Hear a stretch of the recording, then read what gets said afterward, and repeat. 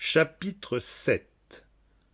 Non, je ne peux pas vous laisser entrer, assena l'homme pour la 5e fois d'une voix ferme et sans appel, en lançant un regard en acier sur Myrdhatti et son compagnon.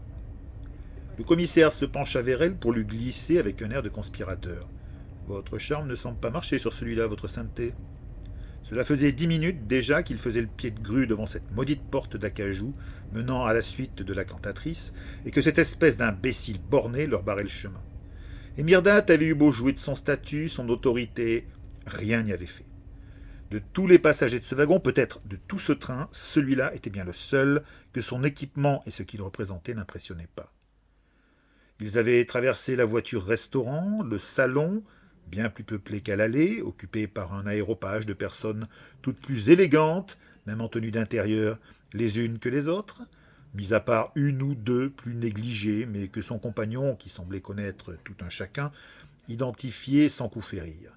Ambroise de Haut-Argent, lui avait-il glissé alors qu'un quadragénaire imposant, à la liquette tachée, attifé à la diable dans une robe de chambre trop étriquée, levait les yeux sur eux de son copieux petit-déjeuner qu'il avalait avec des manières de soudard. Une des plus grandes fortunes de Néo-Lutetia, avait poursuivi le commissaire. Fortune de quelle nature ? Acier. Il possède des usines gigantesques et des mines de fer qu'il a rachetées à vil prix dans les ténèbres. Il y fait travailler des Licaniens pour des salaires de misère. Il y avait une certaine amertume dans la voix du commissaire quand il avait prononcé ces mots. « On dirait que vous n'approuvez guère », avait relevé Myrdhatti. Le Criscognard avait eu une étrange expression. « Je n'ai pas un amour débordant pour ceux qui exploitent la misère des autres. Ce n'est pas parce que nous ne la voyons pas qu'elle n'existe pas. » Myrdhatti aurait bien fait remarquer que c'était assez ironique venant d'un homme qui était justement un des garants de ce système, mais il avait prise de court en lui désignant discrètement une femme très apprêtée, à la coupe au carré, très tendance et moderne, au tailleur élégant, cintré, à la fois strict et attirant, qui mettait en valeur sa silhouette athlétique. Christophine Moncler, créatrice de mode très reconnue, je m'en serais douté, très appréciée dans les hautes sphères de la société, avait-il poursuivi en ignorant l'interruption, en particulier pour sa ligne de lingerie, mais également connue pour ses mœurs scandaleuses. Scandaleuses ? Avait répété Myrdhatti alors qu'il passait devant la table dont l'occupante avait levé les yeux sur eux, plus précisément sur Myrdhatti sur laquelle elle s'était arrêtée comme tous les passagers du wagon. Mais à la différence des autres, elle ne les avait pas détournés. Au contraire, elle l'avait détaillé des pieds à la tête avec une fixité dérangeante et une certaine fascination. « Vous semblez lui avoir tapé dans l'œil », lui avait glissé le commissaire qui n'avait pu s'empêcher d'ajouter. « Votre côté un peu rigide, je suppose. » « Un mot de plus et je vous fais manger votre calot », avait prévenu Myrdhatti que le regard insistant de la créatrice mettait mal à l'aise. Après avoir traversé de nouveaux couloirs, ils étaient arrivés devant cette porte et cet imbécile borné. Myrdhatti l'aurait bien écarté d'autorité, mais deux choses l'avaient retenu. Primo, on lui avait bien dit de ne pas faire de vagues dans ce train. Molester un passager, aussi pénible soit-il, pouvait probablement être qualifié de vague. Secondo, elle n'était pas sûre d'avoir le dessus sur cet homme. En tant qu'inquisitrice, elle avait reçu un entraînement intensif à tous les types de combats et ses membres licanomatiques lui octroyaient une puissance et des capacités bien supérieures à celles des simples mortels. Mais justement, celui qui leur faisait face n'était pas un simple mortel. Il suffisait pour s'en convaincre d'observer les deux mains mécaniques qu'il croisait devant son gilet. Lui aussi était augmenté, et Dieu seul savait combien d'autres parties de son corps étaient ainsi optimisées. Il était très rare que des civils aient accès à de telles améliorations, du moins aussi sophistiquées. Il fallait vraiment que ce type-là soit un très bon dans sa catégorie, pour se voir offrir ce genre d'optimisation. Et déterminé aussi, car elle savait, d'expérience, les souffrances qui accompagnaient leur implantation. Et cette silhouette nerveuse, sans lourdeur, ce regard froid qui ne sciait pas, comme celui d'un reptile, et que n'habitait nulle crainte, seulement une attention impitoyable. Il émanait de cet homme une palpable aura de danger, quelque chose de définitif, dans son visage en lame de couteau qui n'exprimait aucune émotion autre qu'une extrême vigilance. On l'avait bien choisi. Myrdhatti était sûr qu'il devait certainement être à même de protéger son employeuse contre tout agresseur naturel. Myrdhatti sentait à côté d'elle la patience de son compagnon s'évaporer à vue d'œil. Le commissaire lui aussi paraissait au bord de l'explosion et une intuition lui soufflait que ce ne serait pas une bonne idée. Il se demandait avec inquiétude de ce que cela pourrait donner, tant l'énergie qui bouillonnait et s'accumulait en lui semblait primale. À eux deux, ils pourraient certainement venir à bout de ce gêneur, mais pas sans déchaîner les foudres de l'aiguilleur. Et dévaster l'Orient Express en passant à tabac le garde du corps de celle qu'ils étaient censés protéger était peut-être quelque peu incohérent. Écoutez, pour la dernière fois, tenta-t-elle, prenant sur elle pour garder son calme, mais en haussant le ton. Je suis l'inquisitrice Myrdad de Badcastle, du chapitre de Néo-Lutetia. Je suis mandatée par le grand inquisiteur Yorg Arkoniev en personne, et je dois rencontrer... Ces paroles glissaient sur l'homme dont le visage demeurait impassible. Myrdad, qui sentait son compagnon atteindre le seuil critique, craignit que les choses se finissent mal, quand une voix filtra depuis l'intérieur de la pièce.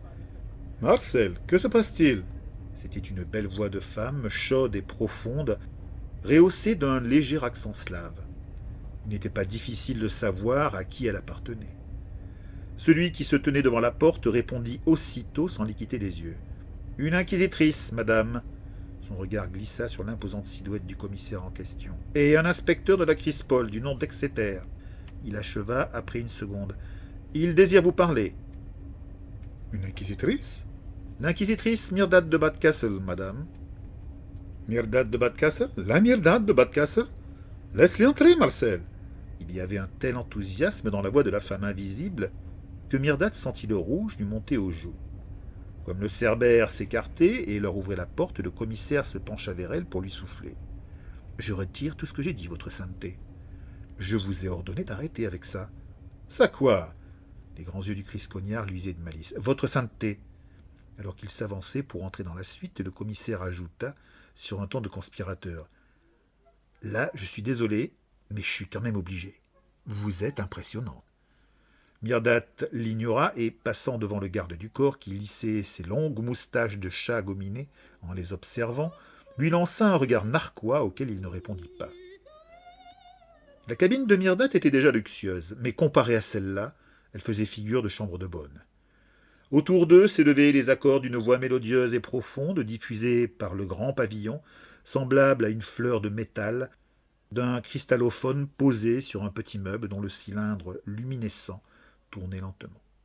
Myrdad devina que ces accords et cette voix, qui montaient et descendaient avec une amplitude remarquable, étaient ceux de l'occupante des lieux. Où qu'on posa les yeux, tout n'était que luxe, bois précieux, dorure et soie.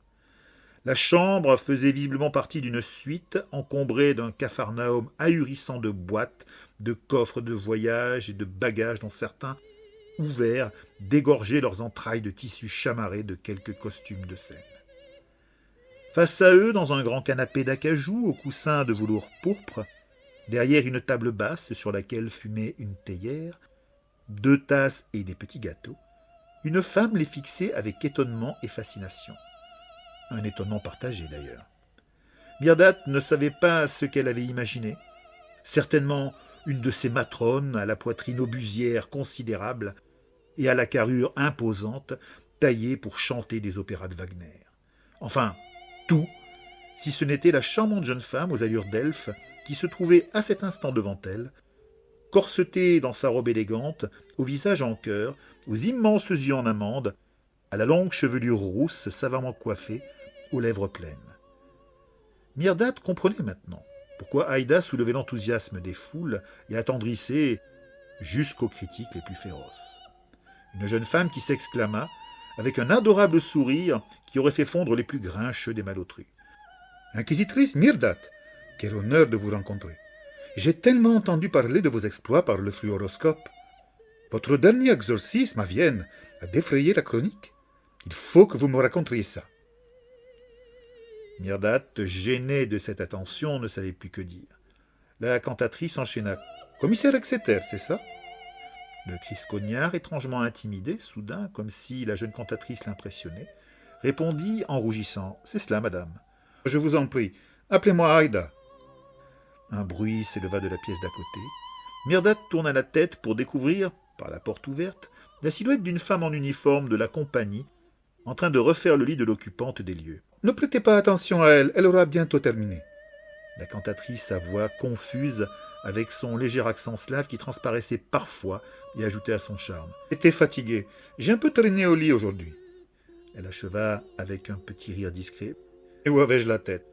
Venez vous asseoir et discutons. » Elle leur désignait la place à son côté et le fauteuil qui faisait face au canapé. Mirdad et le commissaire échangèrent un regard avant de s'avancer. Mirdad prit place à côté de la cantatrice, le Christ-Cognard s'assit sur le siège qui craqua un peu sous son poids. Quand ils eurent fini de s'installer, Aïda se tourna vers elle et, posant une main sur une de ses jambes, comme si elle voulait éprouver ses réalités, demanda avec une étrange timidité. « Oh, je suis tellement impressionnée. Vous, la grande chasseuse de démons, la pupille de Yorg Alkoniev en personne. » Elle minauda alors que derrière eux les accords montaient un peu plus haut. « Musique ne vous dérange pas ? J'étais en train d'écouter un de mes derniers récitals. Je cherche toujours à m'améliorer. » Ils l'assurèrent que non, et ce n'était que la pure vérité.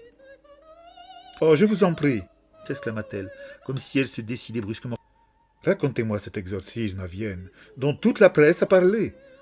Ce devait être quelque chose. » Mirdad, qui ne savait que répondre, lança un coup d'œil vers Marius. Ce dernier écarta les bras, comme pour lui dire « C'est vous la star !» Mirdad le fusilla du regard avant de se tourner de nouveau vers la cantatrice qui, la fixant de ses grands yeux, attendait son récit. Il allait falloir en passer par là.